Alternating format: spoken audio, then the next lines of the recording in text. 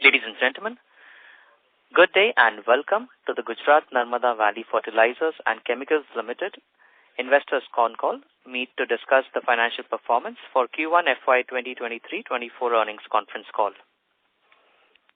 As a reminder, all participant lines will be in the listen-only mode, and there will be an opportunity for you to ask questions after the presentation concludes. Should you need assistance during the conference, please signal an operator by pressing star then 0 on your touchtone phone.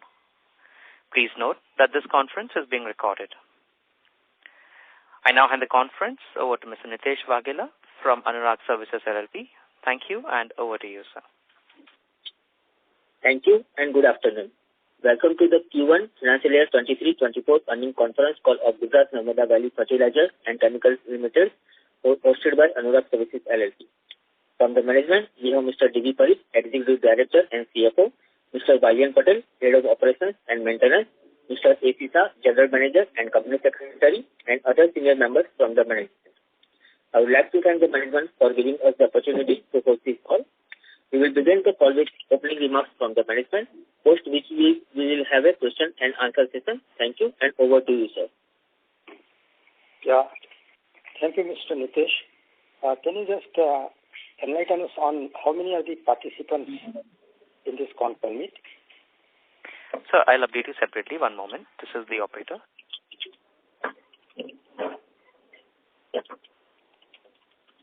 Yeah. Welcome all investors to this conference for the discussion on interactive discussion session on Q1 financials of the financial year 2023-24. The management team is here at the Gandhinagar Gift City office, and some senior executives have joined from our GNFC Bharuch office. I now request our Executive Director and Chief Financial Officer, Sri D.V. Parikh, to have the opening remarks on the financial performance of the company for the quarter. Please. Good afternoon, everybody. And thank you, Anurag Services, for holding the call. The results as well as presentation is out in the public domain, and most of you must have had opportunity to look at it cursorily at least. I would like to take you through the both domestic and international scenario operating currently, as well as the financial and operating performance of the company, along with outlook thereof. If we start with the domestic and international situation prevailing in Q1, most of the companies in chemical space have faced difficulties because of either demand reason or input cost reason, and everybody has faced the issue of margin erosion due to the price reductions. This is a phenomena which is witnessed across based on whatever results are announced by domestic and international companies which are available in the public domain.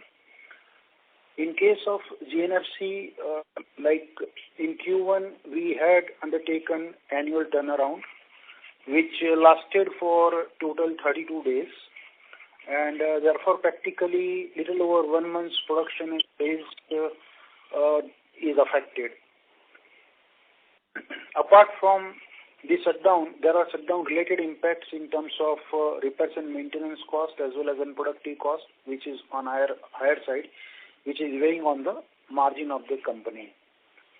As far as segments and margins are concerned, like chemical continues to be profitable, although it is having the impact of both volume and prices as compared to Q4 as well as Q1. As compared to Q4, the impact on sales prices is moderate, whereas as compared to YOY Q1 basis, the impact is substantial because of the international factors. Coming to fertilizer, the fertilizer continues to be in losses, mainly because of the reduced NBS rates announced by government sometime around May, effective April, as well as urea energy norms and repairs and maintenance cost, which is on higher side. The positive part for the companies during July.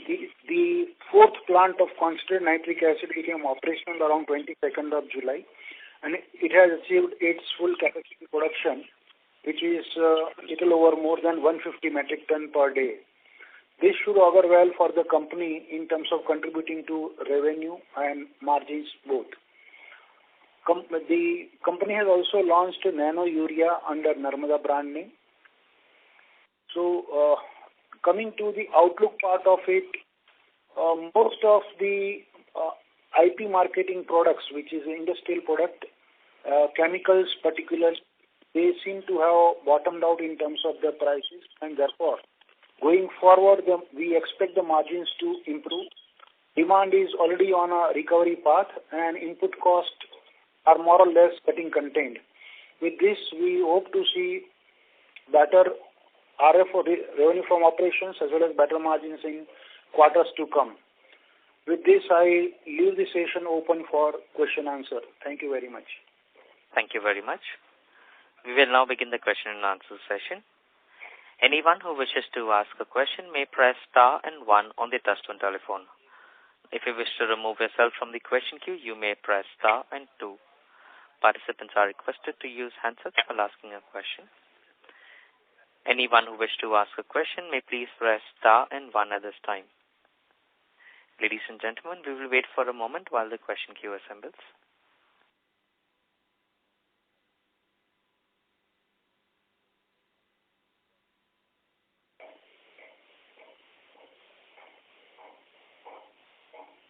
The first question is from the line of Ankur Sanwal as an investor. Please go ahead. Good morning, sir. Thanks for the opportunity. Would like to know about Nano Urea, whether this is a technology transfer from IFCO or we have started manufacturing Nano Urea on our own technology. Okay. Primarily, we don't have our own technology. However, it's a marketing tie-up. The manufacturer is a company other than IFCO. More, I would request our fertilizer marketing head, Mr. Bilore, to give some snapshot about it. This is Manish Bilore. The Nano Urea technology is available with couple of companies like IFCO. There is another company which is Gujarat-based company, and they have developed a product which is being categorized on the same scales as is being given to the IFCO at present. And this company has given us a marketing arrangement, and we'll be doing a co-marketing of product in our brand name. So they'll be supplying us manufacturing, and technology transfer has not been done. But this definitely is a different technology what IFCO is having. Thank you. My second question is regarding Nano Urea again.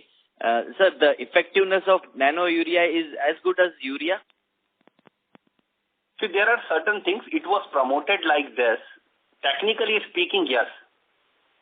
But when you go to the practical approaches of it and you actually use it in the field conditions, there is a little difference. The Nano Urea gets entered into the plant by way of foliage, the leaves, whereas the conventional urea goes through the root. So there is no wastages if it is practically at an opportune time is applied into the crops.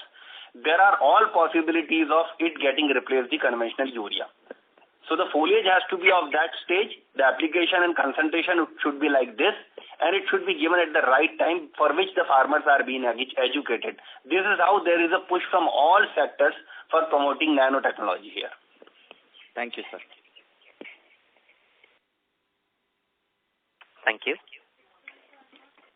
Any participants who wish to ask a question at this time, they may please press star and 1.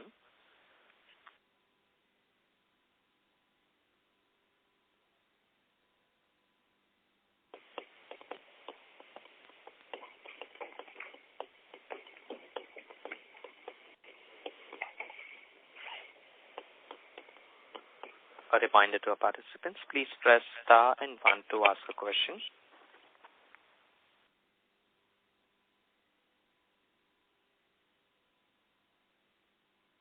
The next question is from the line of Sanjana Jain from First Water Fund. Please go ahead. Thank you for the opportunity, sir. Could you just tell us what are the utilization levels for TDI plant and acetic acid plant? Pardon? Can you repeat the question? Because you use the handset, your voice was not very clear. Sir, thank you for the opportunity. Could you just tell us what are the utilization levels for the TDI plant? See, we have two TDI plants. TDI 1, which is smaller at Bharuch, with 15,000 capacity. Its capacity utilization is 97% for this quarter. And TDI 2, the head plant is operating well with 104% capacity utilization. Okay. So, and for the acetic acid plant? Pardon? Acetic acid? Capacity utilization is 137%. This is for the quarter up to June. Right. Okay. So could you also just tell us what is the market scenario for weak nitric acid? We are seeing the prices have been cut in the recent days and weeks. So what is going on with the weak nitric acid scenario? Yeah, our IP marketing person, Mr. Manish Upadhyay, will respond to this. Okay. Manish Upadhyay. Basically, nitric acid price has gone down on the ground of ammonia price, which last year it was almost $1,000, and now it has started going down. It is reduced to almost $250 to $300. So that is the main reason why this price has gone down. Plus, there is some surplus quantity and import also arrived because of the difference between Indian price as well as the international price. So that is the second reason why there is a competition in nitric acid. But ammonia price also has shown the upward trend, and we are hopeful that price will be a little steady after some time, and it will likely to increase further. Okay. Okay. So then also could you just quantify the shutdown related cost? How much has it impacted our profitability in this quarter? Shutdown related cost has impacted the tune of around 140 crores. 140 crores. Both repairs and maintenance cost as well as unproductive costs. Okay. And this is an annual shutdown, so we can expect a similar shutdown again in the next year as well? Normally at Bharuch we take once in 2 years, and at Dahej normally it is every year. Okay. Okay. Thank you, sir. Thank you. The next question is from the line of S. Ramesh from Nirmal Bang Equities. Please go ahead. Good evening and thank you very much. Can you explain the reason for the loss in the fertilizer segment and how much of it is because of the impact of the reduced subsidy for the fourth quarter? And how much is it because of the inventory loss? And secondly, what is the kind of sense you have in terms of the chemical segment as to when the margins and the top line can recover? Because the margins have come down because the top line has gone down. So when you see the pricing and margins recover to reasonable levels over the next few quarters? Okay. The first part on fertilizer loss, I'll respond. By that time, I'm requesting Mr. Manish Upadhyay to respond on the second part, which is on the chemical front. Yeah, I'm Manish Upadhyay. As Mr. Parikh has conveyed, prices almost at bottom in June, at May end to June, and now it has started recovering. Prices already started. Normally, in monsoon, it is lowest price, but this time it has started little early, and again, prices started going up, and we are hopeful that normally Q3 will be always better for industrial product. It is always on peak.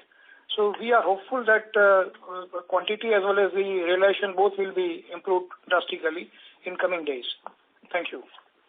So in the chemical segment, if I add a follow-up, is there any inventory loss because of the high-cost inventory? And what is the sense you have in terms of material coming out of China, which also seems to be, putting pressure on prices?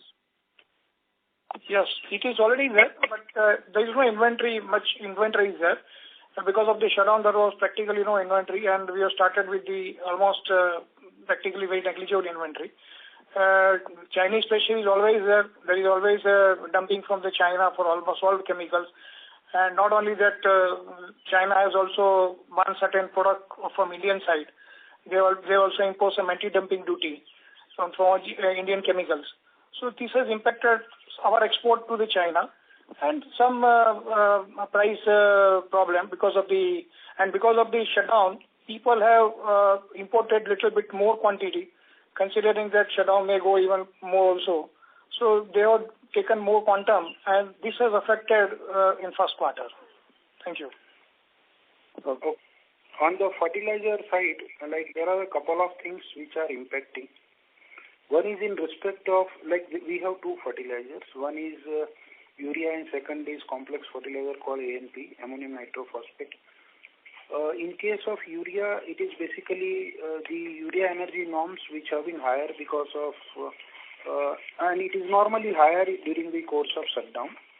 The second is the volumes are not there.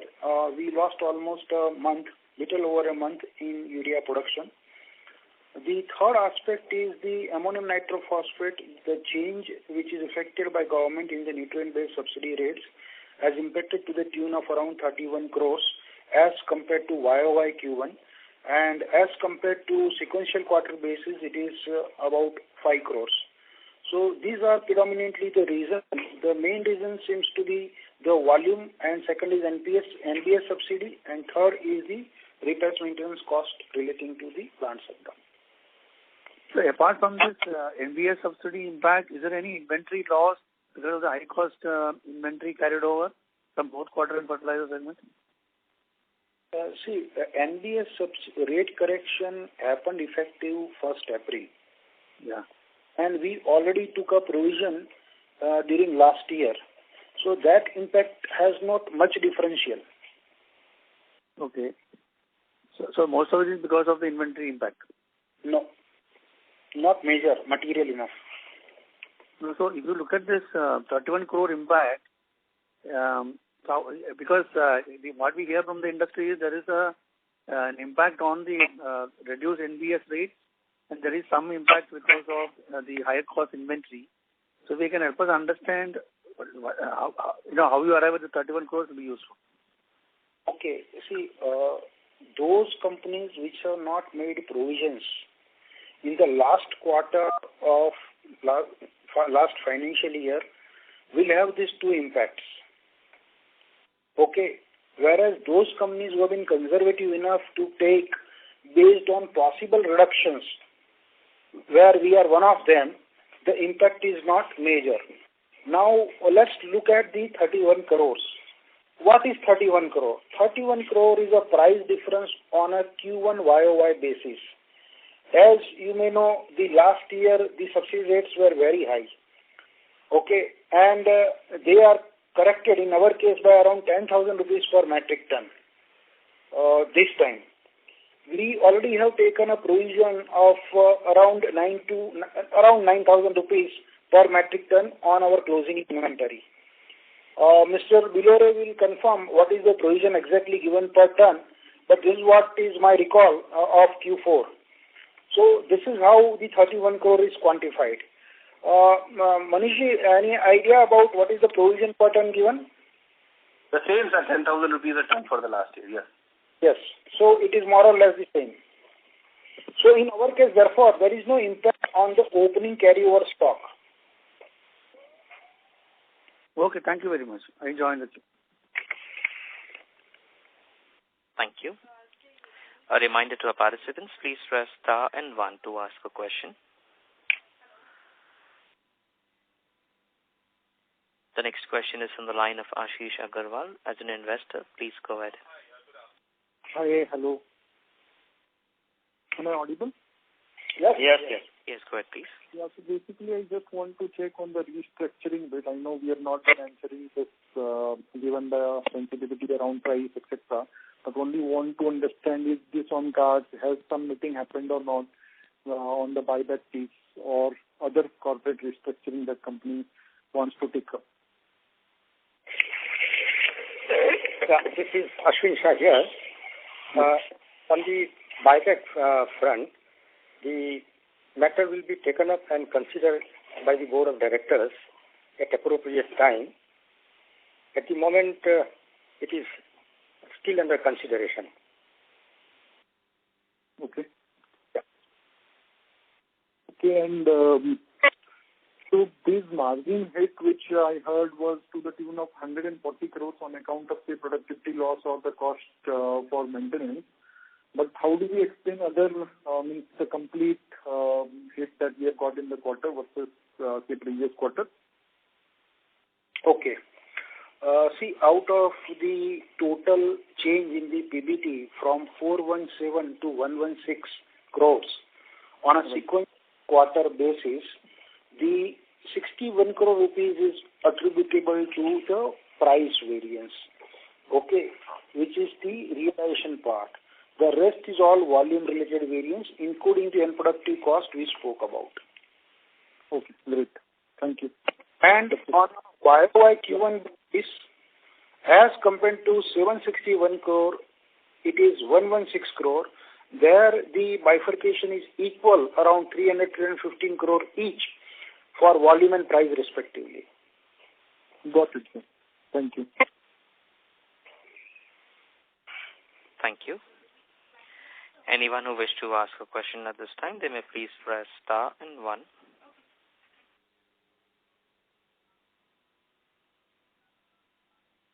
The next question is a follow-up question from the line of Ankur Sanwal as an investor. Please go ahead. Sir, in the opening remarks, you discussed about chemical segment margins going to improve in coming quarters. Can you give a detailed overview about the same?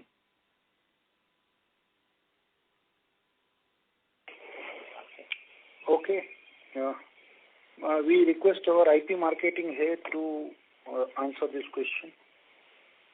Yeah, Manish Upadhyay.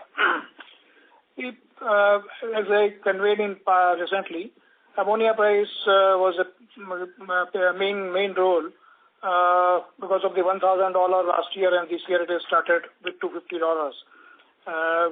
This price has started going up, and if you see the internationally, urea prices started going up. Internationally, last year compared to last year, our production of the TDI is steady. So we are able to, I think we are hopeful that we will be able to get a good price in coming days. TDI, which we have observed that normally we were selling, we have to export the product and a lot of import was coming. This time we are concentrating more in the domestic market. So the domestic market we are able to fetch a better price. So we are hopeful that this price, because we are getting a good revenue from the 2-3 products like TDI, TG urea, ammonium nitrate, nitric acid based production. So ammonium nitrate, of course, we are struggling at the moment, but still price is likely to go because in monsoon it is the lowest side. So we are hopeful that within a 1 month time it should start picking up. Demand will also pick up and price also relation will be better. This is our expectation. And this is based on our past experience also. Thank you. Thank you, sir. Any development about polycarbonate plant? Polycarbonate, we are I'm Yogesh Patel answering your question. Polycarbonate, it is under active consideration. We are in touch with technology supplier and license supplier. Right now, feasibility studies about to close within month or so, which is taken up by EIL. So we are awaiting outcome of that study report. Then we'll approach board for further approvals and all that. Thank you, sir. Thank you. Any participants who wish to ask a question at this time, they may please press star and 1.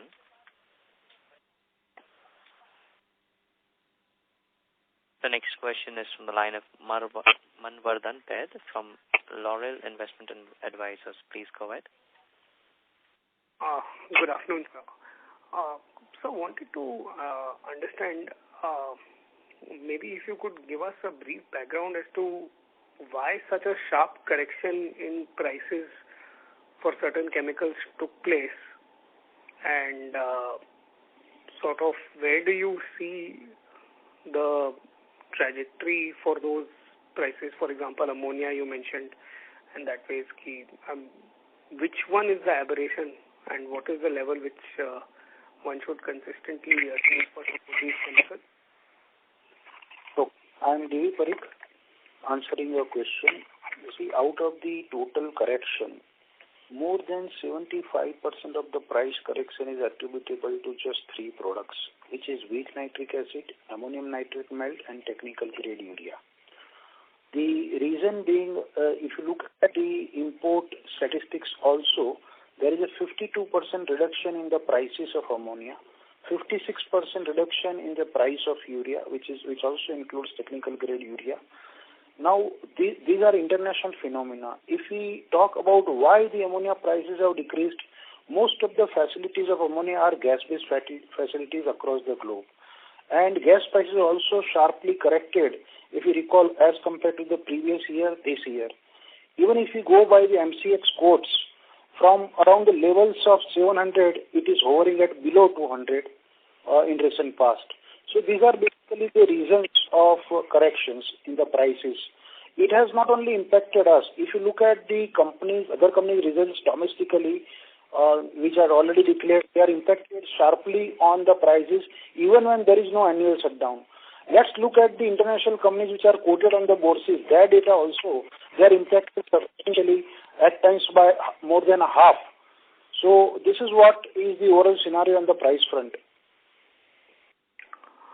Fair point, sir.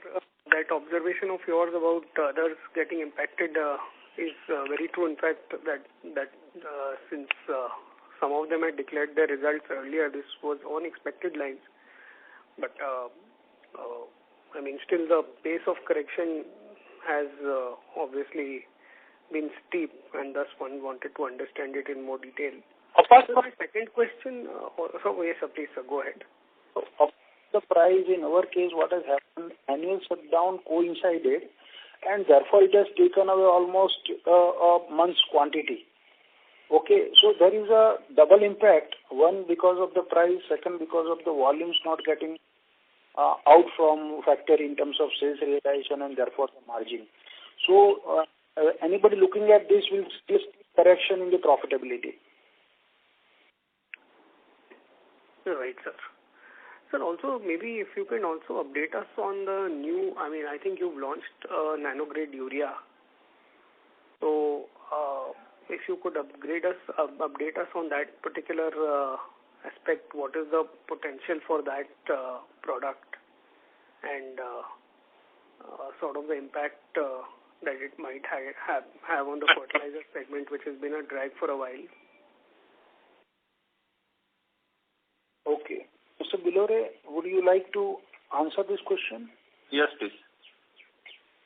See, the nano technology, if we can see the push by the government side, we can very well understand that there is something in the technology. Whenever agriculture goes through some kind of a renovation, there is some time which is required because the ultimate consumers and the stakeholders are farmers, which do take some kind of a time to change. Nanotechnology has proven, after a lot of experimentation and a lot of technological developments, only these products were brought. Nano urea or other nano fertilizers are also there. Nano DAP has also been launched. So we hope that going forward, we may be having some market appearing. There are certain other aspects. We cannot straight away relate it with the technologies and transfer of that only. There are pricing differences also. The moment government takes some chances to increase the prices of urea, conventional urea, there are likely chances of that nano urea is going there. As I already have answered in one question, the technology is good and we can always compare it with the conventional urea, and there is a potential possibility of we having a right kind of an input using this product also.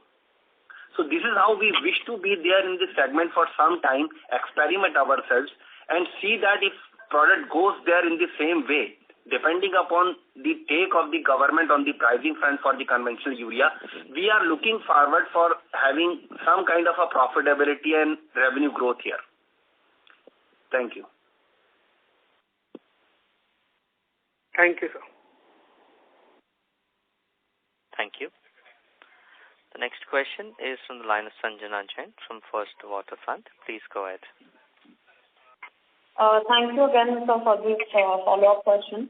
So if you can just give us a update on what is the revenue mix between these products, especially in the chemical segment.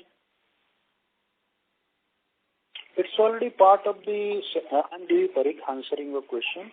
It's already part of the segment report. If you see, it is practically 1/3, 2/3 between fertilizer and chemicals. No, if you could just give us a little more detail between the chemicals like TDI and acetic acid, how much percent of the revenue book are these chemicals? We don't provide the product-wise breakup of revenue. Okay. So just one technical question. We provide an ex-works pricing on our website, correct? Can you repeat? Sir, I had a question on the prices. So we provide, GNFC on their website provides an ex-works pricing for their products. There's a product pricing sheet on the website. Correct. It is there. Yeah. And then at the end of the quarter, we also give out our reported prices in the presentation. So if you could just help me reconcile some of these prices. Like what is the difference between these two prices? Which, ma'am, I'm Devi Parikh, which individual prices you are referring to in the presentation? In the presentation, like we get TDI and toluene. So TDI prices in the presentation we have given for this quarter at 194 per kg. Oh, no, just a minute. That is a spread sheet, like the presentation slide of spread you are referring to. Yes. Okay.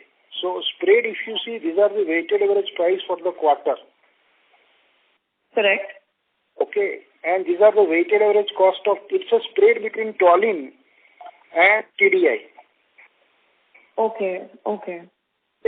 Like 194 which you see is this actual spread. Okay. So say our ex-works prices is approximately 207 for the quarter based on the website pricing sheet. And then our actual spreads come in at 194. I correct your understanding. See, out of the prices which are mentioned on the website, there are a few factors like discounts, after which the net realizations come to the kitty. Okay? And what you see in the presentation is a net realization for the quarter. If you see down below, it must have also been mentioned that's a company source. Correct. So generally, in the past 2 quarters, we have the trend that we see is the reported price, the actual realization is generally higher than the website price. But in this quarter, the TDI specifically, the reported price is lower than the website price. So what is the reason for that? Madam, any price which is on the website of the company is as on date operative price. We make so many price changes from time to time. Let's take the case of quarter. There could be n number of changes in a product prices over a period of quarter. So if you compare that price, which is the latest price, with the weighted average realization of the whole quarter, it will never match. Okay, but let me give you an example. There is a price on 1st of April. X many quantities are sold at that price. Okay, there is a different price on 10th of April. Few other quantities are sold at that price. All taken together minus discounts are the net realization. So if you look at only one price at a particular point in time and try to relate with this chart, which is a factual based on the financials, it will not match. All the volatilities will get reflected in the actual prices, actual realization, including the discount. Whereas what you see on the GNFC website is the last price, which is an operative price for the current sales. Got it, sir. Okay. Understood. So one last question on the CAPEX part. So we have commissioned out of the 2,200 crore CAPEX plan that we had. We already commissioned the nitric acid plant. for the remaining plans, we have provided an update in the presentation. But specifically for the ammonia expansion and the weak nitric acid expansion, there have been some delays. So I just wanted to ask, what is the status on that? I'm Yogesh Patel answering your question. See, CNA4 we have already commissioned now. So 150. Even formic acid plant we have commissioned, before this quarter. So 2 projects we have already commissioned.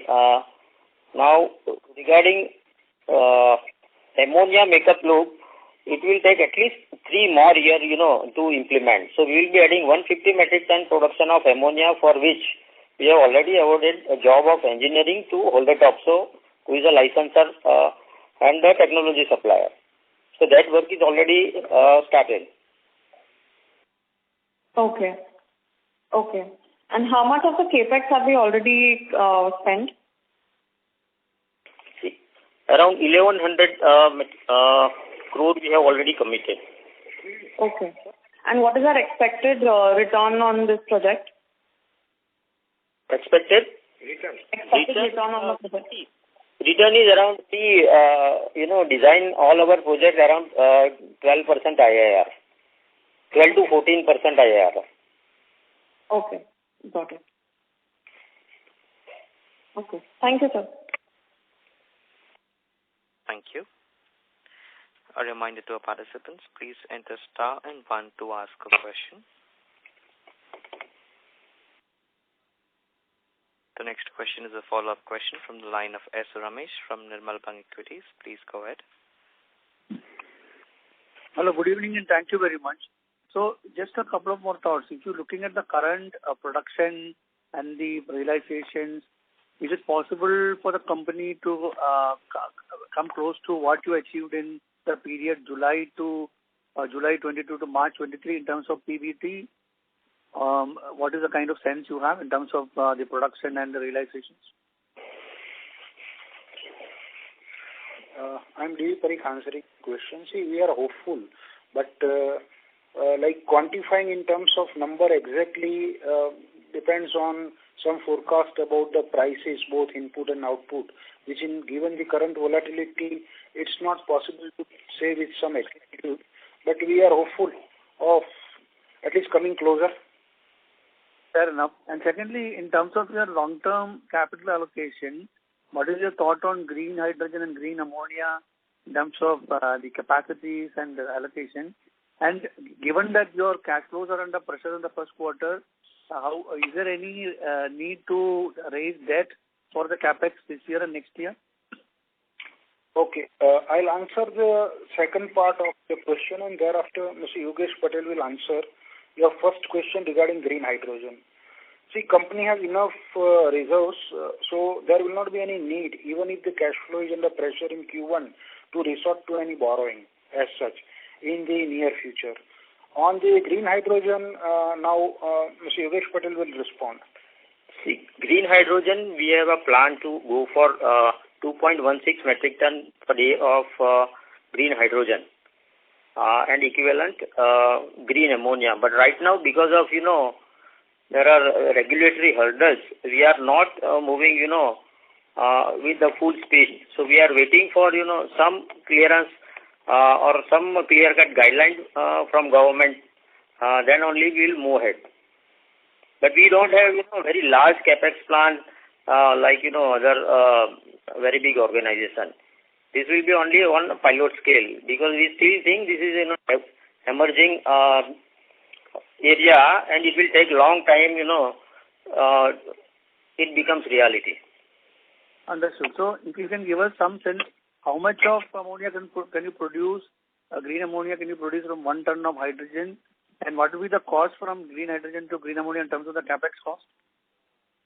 See, right now our capex is, if you take renewable energy also, then our capex will be around 300 crore for this project. This is for the electrolyzer and the green hydrogen project. Yeah. Okay. It will be cost of electrolyzer as well as this solar power plant also.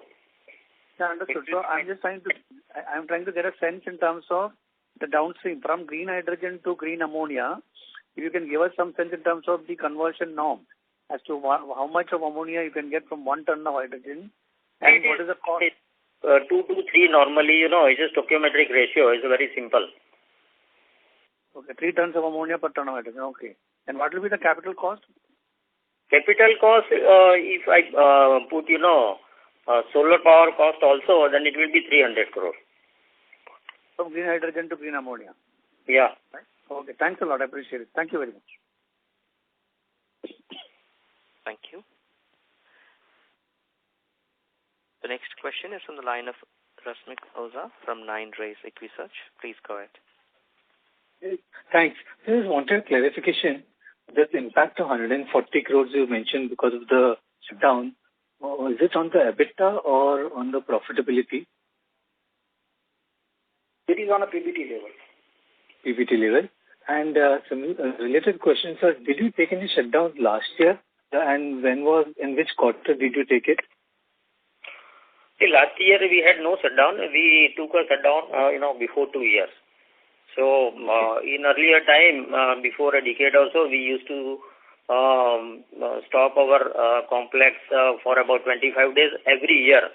Now over a period of time, now we have a plan to shut down our plant alternate year. Okay. So is it safe to presume that maybe the next shutdown will be taken only in FY2026 now? We are, doing this with all safety precautions. 2025, not 26.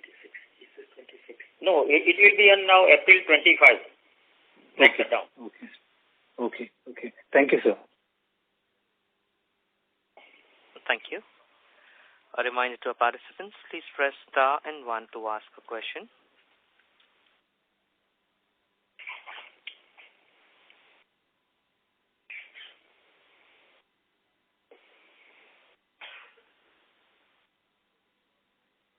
Anyone who wishes to ask a question at this time, they may please press star and 1.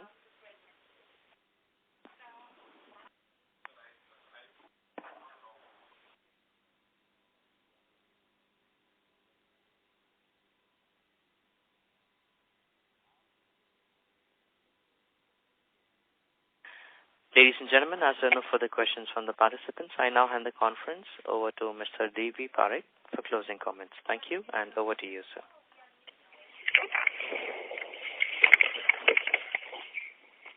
Thank you. This is Ashwin Shah, Company Secretary from GNFC. I, on behalf of the management team of GNFC, extend our hearty thanks to all the participants and also to this organizer of this Concall meet, Anurag Services LLP, on behalf of GNFC. Thank you one and all. Thanks a lot. Bye. We declare this Concall meet as closed with a set of thanks to everyone. Thank you very much. Ladies and gentlemen, on behalf of GNFC, that concludes this conference. Thank you for joining us, and you may now disconnect your lines.